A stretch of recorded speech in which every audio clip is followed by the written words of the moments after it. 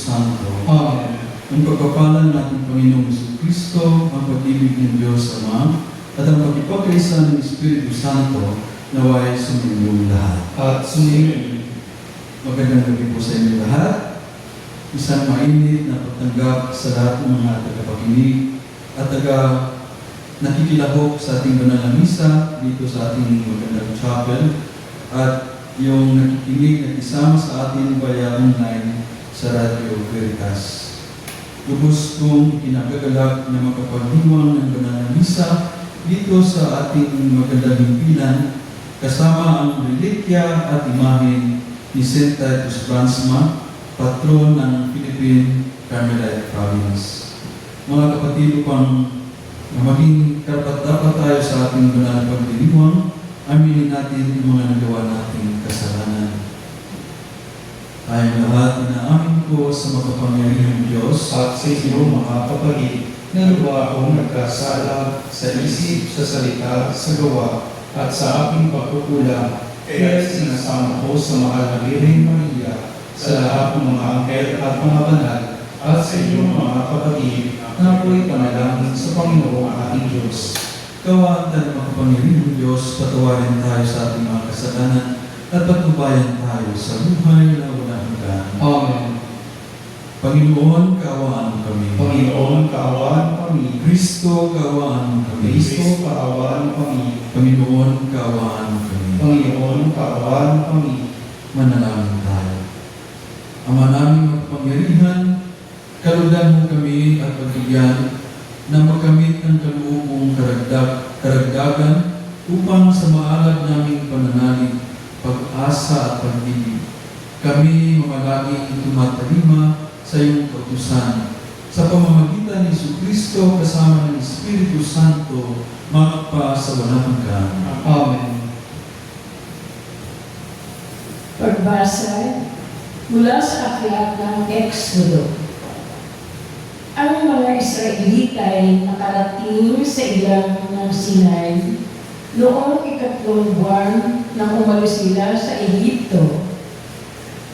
Mula sa Refidim, nagpatuloy sila sa ilang ng Sinai at nagkampo sa tapat ng bundok. Sinabi ng Panginoon kay Moises, "Magsasalita ako sa iyo mula sa makapal na ulap ng naririnig ng mga tao upang sila'y maniwala sa iyo habang panahon." At sinabi ni Moises sa Panginoon ang pasya ng mga tao. Sinabi ng Panginoon kay Moises, "Sabihin mo sa mga tao na humanda sa pagsamba sa akin ngayon at bukas. Kailangan labhan nila ang kanilang mga kasuotan at humanda sa makalawa, sapagkat ako ang Panginoon ay bababa sa bundok ng Sinai para makita ng mga tao." Kinaumagahan ng 3 araw, nagtutulog sa bundok at sala sa labat ng kidlat. Ang bundok ay nabalot ng makapal na ulap at narinig ang isang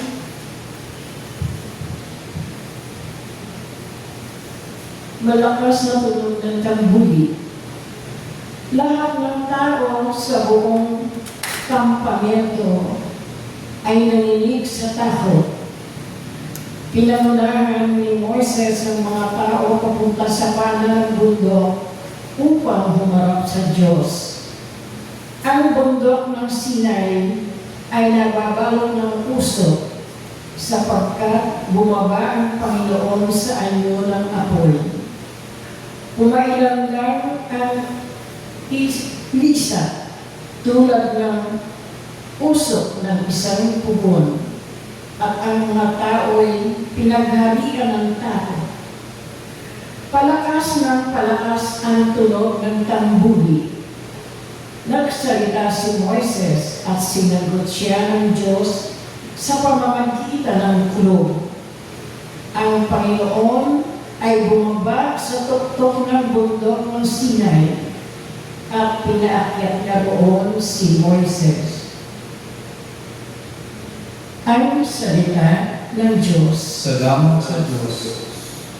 Purihin at ipagdangal ang Diyos magpakailanman. Purihin at ipagdangal ang Diyos magpakailanman. Pinupuri ka namin, Panginoon, Diyos ng aming mga ninuno. Dapat kang ipagdangal at dakilain magpakailanman. Purihin ang iyong banal at maluwalhating pangalan. Nararapat purihin at ipagdangal magpakailanman. Purihin at ipagdangal ang Diyos magpakailanman. Purihin ka sa iyong banal at marangal na tahanan. Lubhang karapat-dapat kang awitan at dakilain magpakailanman. Purihin at ipagdangal ang Diyos magpakailanman. Purihin ka na nakaluklok sa malinalong trono. Karapat-dapat kang awitan at dakilain magpakailanman. Purihin at ipagdangal ang Diyos magpakailanman. Mula sa iyong luklukan sa ibabaw ng mga kerubin, nakikita mo ang kalaliman, ang daigdig ng mga patay. Karapat-dapat kang purihin at dakilain magpakailanman. Purihin at ipagdangal ang Diyos magpakailanman. Purihin ka sa buong sangkalalitan. Karapat-dapat kang awitan at dakilain magpakailanman. Purihin at ipagdangal ang Diyos magpakailanman.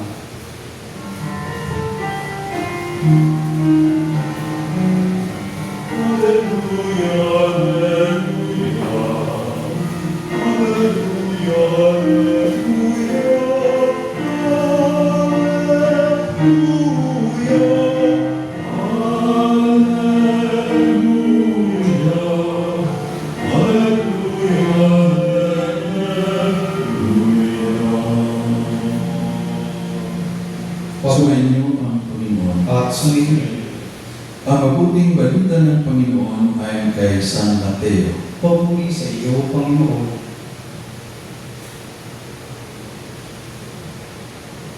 Noong panahong iyon, lumapit ang mga alagad at tinanong si Jesus, "Bakit po ninyo dinadaan sa talinghaga ang inyong pagsasalita sa kanila?" Sumagot siya, "Ipinagkaloob sa inyo na malaman ang mga lihim tungkol sa paghahari ng Diyos, ngunit hindi ito ipinagkaloob sa kanila, sapagkat ang meron ay bibigyan pa at mananagana, ngunit ang wala, kahit ang kakaunting na sa kanya ay kukunin pa. Nagsasalita ako sa kanila sa pamamagitan ng talinghaga, sapagkat tumitingin sila, ngunit hindi nakakikita, at nakikinig, ngunit hindi nakaririnig ni nakauunawa. Natutupad nga sa kanila ang hula ni Isaías na nagsasabi, "Makinig man kayo ng makinig, hindi kayo makauunawa. At tumingin man kayo ng tumingin, hindi kayo makakikita. Sapagkat naging mapurol ang isip ng mga ito. Mahirap makarinig ang kanilang mga tainga, at ipinikit nila ang kanilang mga mata. Kung di gayon, disinsanay nakakita ang kanilang mga mata, nakarinig ang kanilang mga tainga, nakaunawa ang kanilang mga isip, at nagbalik loob sa akin. At pinagaling ko sila, sabi ng Panginoon. Mapala kayo sapagkat nakakikita ang inyong mga mata at nakaririnig ang inyong mga tenga. Sinasabi ko sa inyo, maraming propeta at matutuwid na tao ang nasang makakita sa inyong nakikita, ngunit hindi ito nakita at makarinig sa inyong naririnig. ngunit hindi ito napakinggan. Mga kapatid, ang mabuting balita ng Panginoon.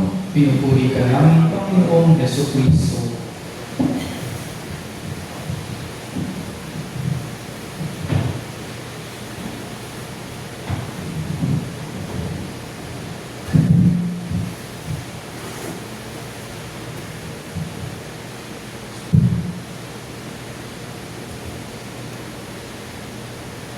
Muli magandang gabi po sa inyong lahat.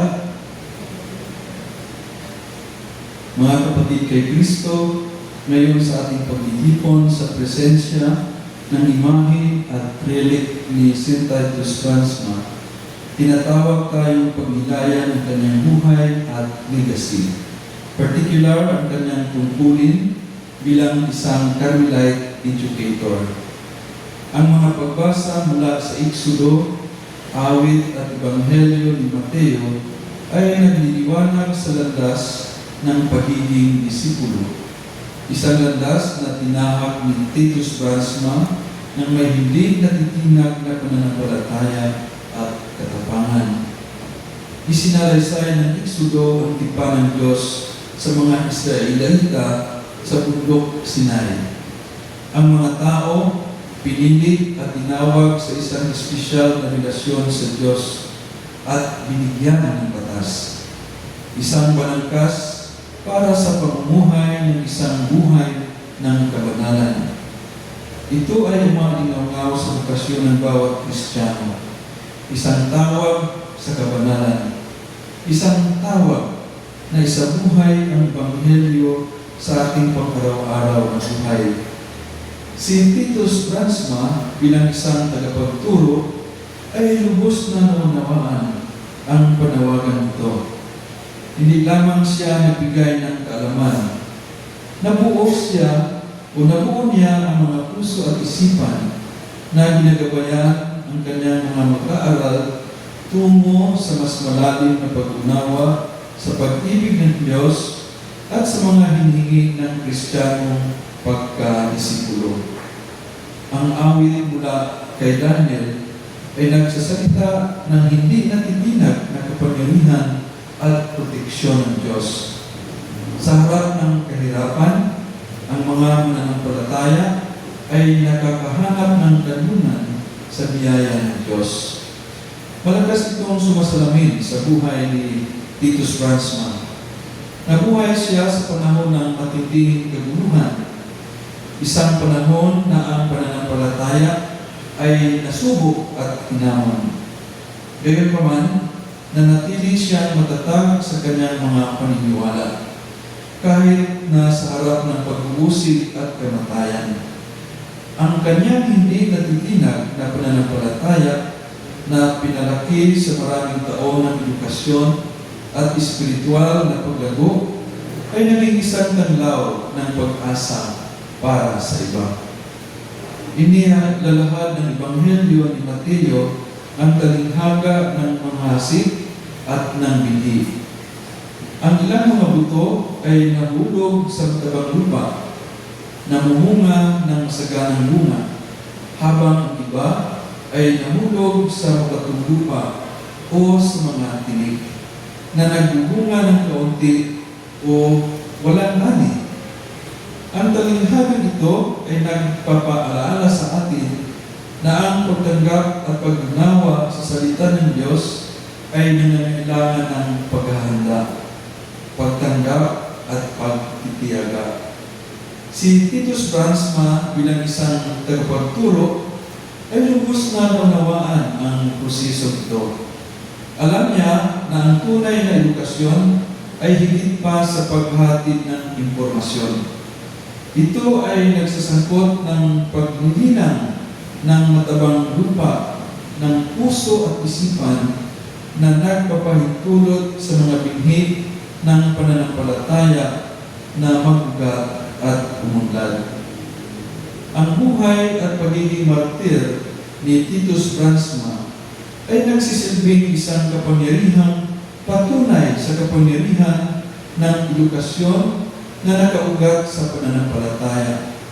Siya ay hindi lamang isang guro. Siya ay isang saksi, isang modelo ng hindi natitinag na pananampalataya, katapangan at intelektual na integridad. Sa pagpupuri natin sa kanyang relic at imahe na yon, tanungin natin ang ating mga sarili. Paano natin bilang mga tagapagturo at disipulo nililinan ang matabang lupa ng ating puso at isipan? Paano tayo nagpapatutuo sa Ebanghelyo sa ating pang-araw-araw na buhay? Pagsikapan natin tularan ang halimbawa ni St. Titus Quaresma, maging mga tagapagturo at saksi na nagbibigay inspirasyon sa iba na mamuhay ng may pananampalataya, pag-asa at pagmamahal.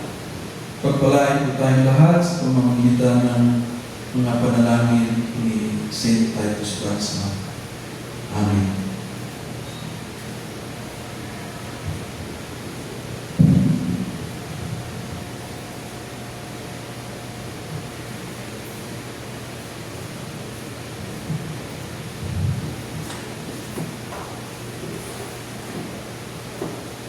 Tinuruan tayo ni Kristo sa pamamagitan ng mga talinghaga. Si Kristo ang nag-asik ng butil ng salita ng Diyos. Tumugon tayo sa kanyang gawain ito sa ating panalangin sa Ama. Ang ating itutugon, Ama ni Jesus, pakinggan mo kami. Ama ni Jesus, pakinggan mo kami. Ang simbahan sa mundo naway maging katulad ng mayamang lupa na nagbubunga ng tig-100 ani.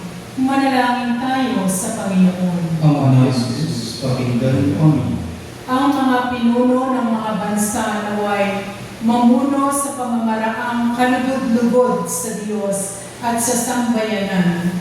Manalangin tayo sa Panginoon. Ama ni Jesus, pakinggan mo kami.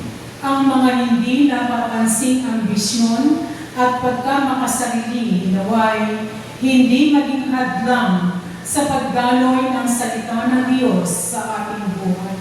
Manalangin tayo sa Panginoon. Ama ni Jesus, pakinggan mo kami. Ang mga may sakit naway makadama ng kapangyarihang nagpapagaling ni Kristo. Manalangin tayo sa Panginoon. Ama ni Jesus, pakinggan mo kami. Ang mga namayapa naway masiyahan sa liwanag, kaligayahan at kapayapaan sa kalangitan at mapalakas ng salita ng Diyos ang mga nabibigatan sa pagkalumbay. Manalangin tayo sa Panginoon. Ama ni Jesus, pakinggan mo kami. Amang magkalangit, tulungan kami makilala ang butil ng iyong salita na nasip sa aming buhay. Huwag nawa kami masilo ng mga aalalahanin ng mundo ito. Bagkus maging maliksi kami sa paglilingkod sa iyo upang makapamunga kami ng mayamang ani. Hinihiling namin ito sa pamamagitan ni Kristo ang aming Panginoon. Amen.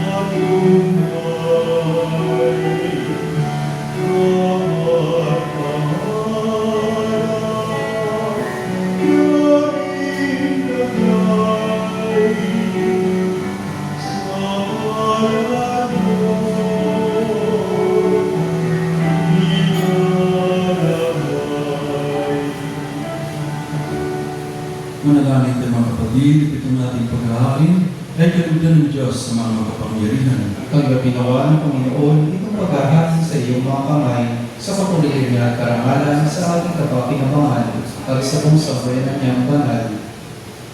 Ama namin lumikha, lahat ng mga paghahain na pinag-utos ng araw ay iyong pinagtibay sa isang haring hantungan ng tanan.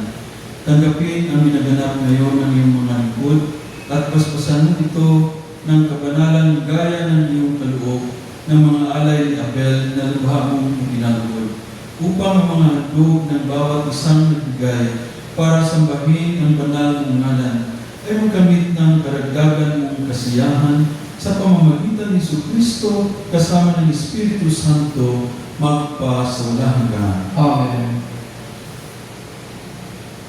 Sumayin niyo ang Panginoon. At sumayin, Itaas sa Diyos ang inyong puso at diwa. itinasa namin sa Panginoon. Pasalamatan natin ang Panginoong ating Diyos. Marapat na siya ay pasalamatan. Ama naming magkapangyarihan, tunay ng marapat na ikaw ay aming pasalamatan sa pamamagitan ni Jesucristo na aming Panginoon. Utang na loob ang nagbubunsod upang bulitain ang kamatayan niya para kami buhayin. Pagtiwala ang sanhin ng ligayang di malilimot sa pagkabuhay niya sa aming kaloob. Pag-asa ang dahilan ng pagiging handa para sa pagbabalik niyang totoong dakila. Kaya kaisa ng mga anghel na nagsisiawit ng papuri sa iyo ng walang humpay sa kalangitan, kami nagbubunyi sa iyong kadakilaan. Santo, Santo, Santo, Panginoong Diyos ng kapangyarihan, ang langit at lupa at nagpapatiran mo. Hosana sa kaitaasan, pinakalat na paririto sa ngalan ng Panginoon. Hosana sa kaitaasan.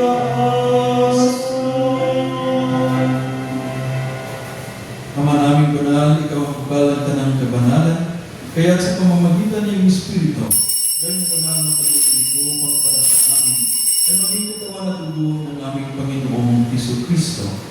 Bago niya pinagtilisa ang pusang loob na maging handog, hinawakan niya ang tinapay, pinasalamatan kanya, pinaghatin-hatin niya iyon, inabot sa kanyang mga alagad at sinabi, tanggapin ninyong lahat ito at kanin.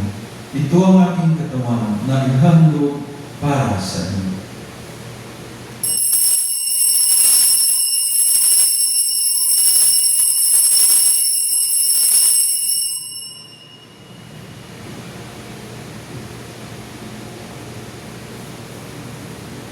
Gayon din naman matapos ng hapunan, hinawakan niya ang kalis, may kanyang pinasalamatan, inabot niya ang kalis sa kanyang mga alagad at sinabi, tanggapin ninyong lahat ito at inumin. Ito ang kalis ng aking dugo ng bago at walang hanggang tipan. Ang aking dugo na bubuhos para sa inyo at para sa lahat, sa ikapagpapatawad ng mga kasalanan.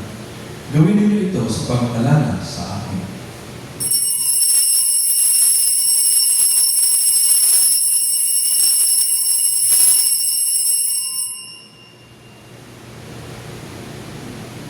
Ipagbunyi natin ang misteryo ng ating pananampalataya.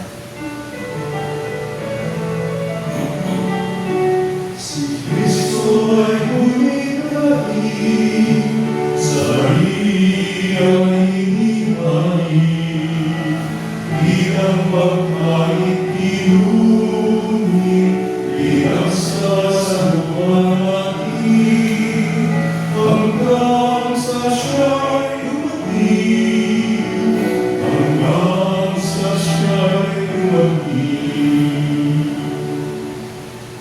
Ang mga ginagawa namin ngayon ang pag-alala sa pagkamatay at muling pagkabuhay ng iyong anak. Kaya dinalay namin sa iyo ang tinapay na nagbibigay buhay at kalis na nagkaloob ng iyong kaligtasan. Kami nagpapasalamat at kami minarapat na tumayo sa harap mo para maglingkod sa iyo.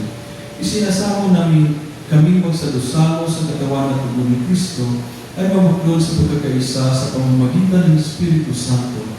Ama, linapin mo ang simbahang laganap sa buong daigdig. Puspusin mo kami sa pag-ibig kaisa ni Leon na aming Papa, ni Elias na aming Obispo, at ng Tanang Kaparian. Alalahanin mo rin mga kapatid namin na himlay, nang may pag-asang sila'y muling mabubuhay, gayon din ang lahat ng mga pumanaw. Gawaan mo sila patuloyin sa iyong kaliwanagan. Gawaan mo at pagidapatin kami lahat na makasalo sa iyong buhay na walang wakas. Kaisa ng mahal na Birhen Maria na ng Diyos, kaisa ng mga apostol at ng lahat ng mga banal, na namuhay dito sa igdig ng kalugod-lugod sa iyo. Ipagdiwang naman namin ang pagpupuri sa kararangal mo sa pamamagitan ng anak na aming Panginoong Jesucristo. Sa pamamagitan ni Kristo, kasama niya at sa Kanya, ang lahat ng parangal at papuri ay sa iyo, Diyos amang makapangyarihan, kasama ng Espiritu Santo, magpa sa walang hanggan.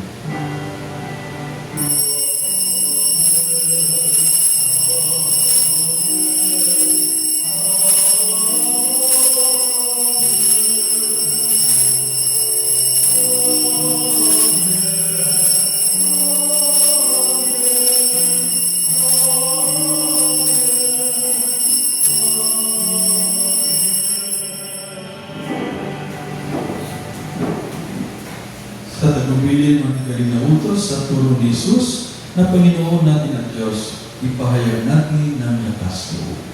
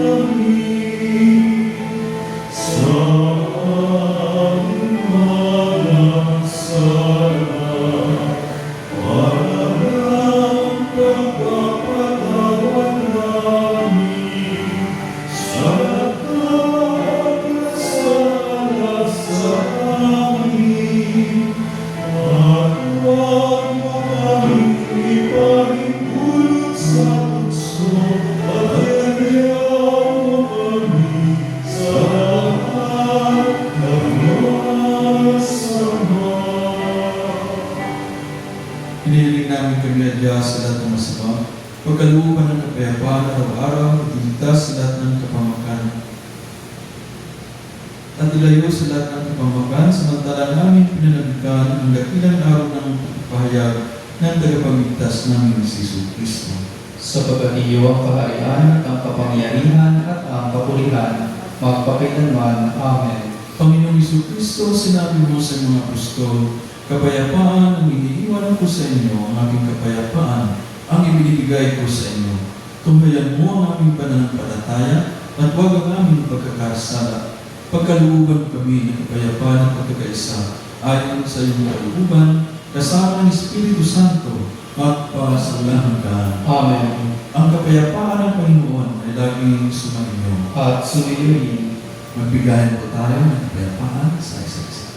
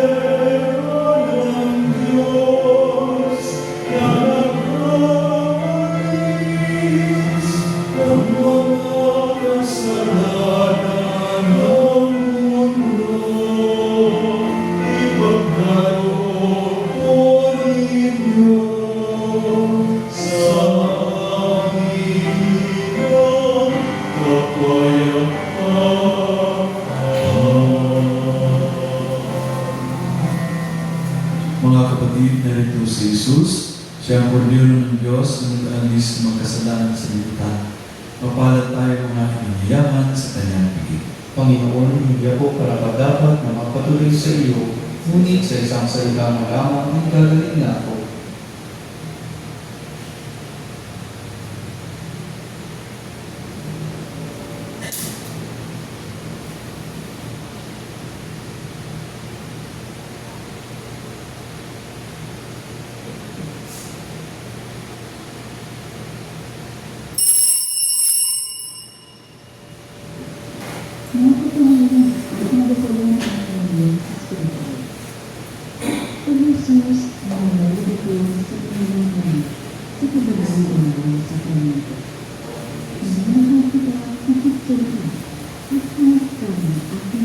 Tawa ni Kristo,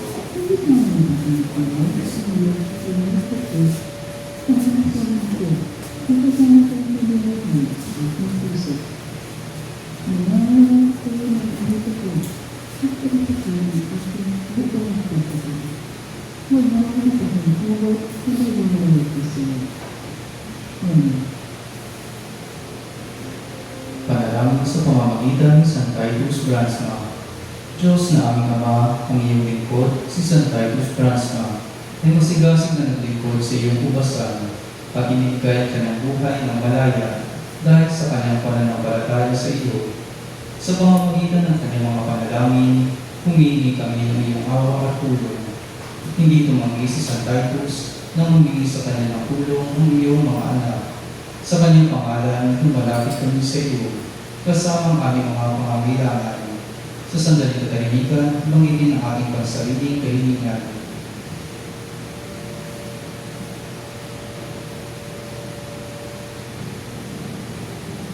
Panginoon, tulungan kami palaging tularan ang dakilang pananampalataya, ang pagbigay ng pag-ibig at ang hiningas na sigasig at pag-asa ni San Titus.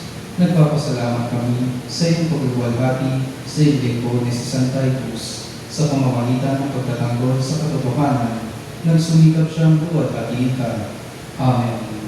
Maria, Ina ng Carmelo, ipanalangin mo kami. San Titus Bransma, Katolikang Martir, ipanalangin mo kami.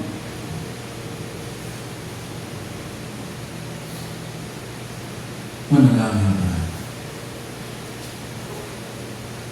Ama naming mapagmahal, manatili kang kapiling ng iyong sambayanan na ngayon pinapakinabang mo sa iyong sariling buhay at gawin mo kaming pasulong na makahakbang mula sa dati naming pagkamakasalanan patungo sa pagbabagong naglulot ng iyong kabutihan sa pamamagitan ni Jesucristo kasama ng Espiritu Santo magpasawalahan ka.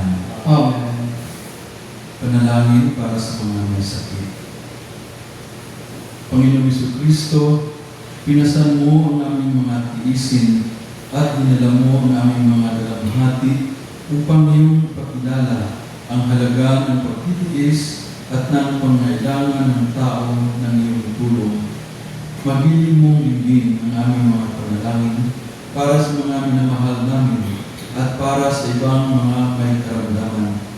Loobin mong nawang maunawaan ng mga taong labis na nahihirapan dahil sa dinaranas nilang mga sakit at karamdaman at sila ay kabilang sa iyong mga hinirang. Tulungan mong magawa nila na sila ay kaisa mo sa iyong mga pagtitiis para sa ikaligtas ng sangkatauhan. Amen.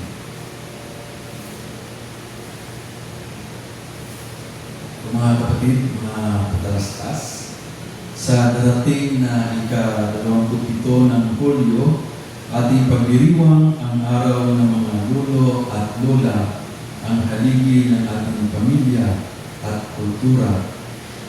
Inanyayahan ang lahat na mag-alay ng ating mga panalangin para sa kanila at dumalo sa ating healing masses dito sa Veritas Chapel at maging isang Veritas Eucharistic Advocate. Makipag-unayan lang po sa Religious Development. Tumawag lamang po sa numero 8925791 Local 129-131-137 o mag-text sa 0917-631-4589 at hanapin si Binibini Rini Jose o si Miss Ali Najib. Maraming salamat. Mga kapatid, maraming salamat sa pagkataon na makapagdiwang ng banal na misa dito sa Chapel ng Veritas. At maraming salamat sa lahat ng umalo at nakiisa at nakibahagi din ng misa kaya online. Sumayin niyo ang Panginoon. At sumayin. Pagpalain tayo ng makapangyarihang Diyos, Ama, Anak at Espiritu Santo. Amen. Naialay na natin ang banal na misa, humayo tayo taglay ang kapayapaan at pag-ibig ni Kristo. Salamat sa Diyos.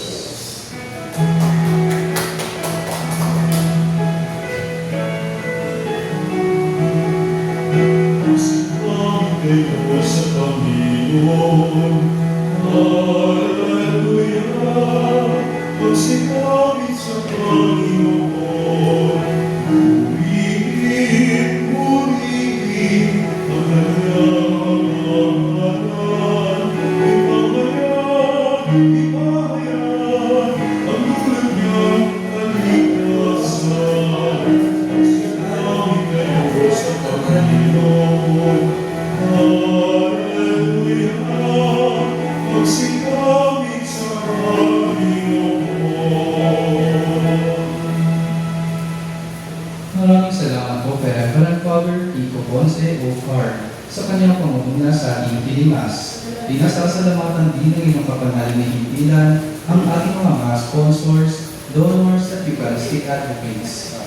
Turla Balbuena family, Cristina Pardo Garden, Cristina Reyes Alberton family, Normita Pahardon family, Jessica May Cruz, Eduardo and Dalia Lourdes Sica and family, Edmar Cristi Sica and family, Arnold Sica and Vivian family, Tolentino Janet Manag and family, Zoe Marie Pascual, Nathaniel Pascual, Marie Azel Pascual, Julia Dizon Jacinto, Lourdes Yoro Gabriel family, Monica Abello, Ellerny Serena Nacordet family, Helen Calisto Cainti, Clarence Lorin Eleanor Ferry and family, Pamela Pilas and family, Cristobal Paramas and family, Antonita Mata and family, Erika Alaba, Reggie Samonte, Vera and Rachel Reyes, Josephine and Eduardo Loyola and family, Marcela Cardo Digna Francisco Reyes, Atanasio del Rosario and Ambrose de Malisi, Maria Cristina Pascual and Danette de Moreo, Evangelina Guevara and Romana Reyes, Aurelio Bata,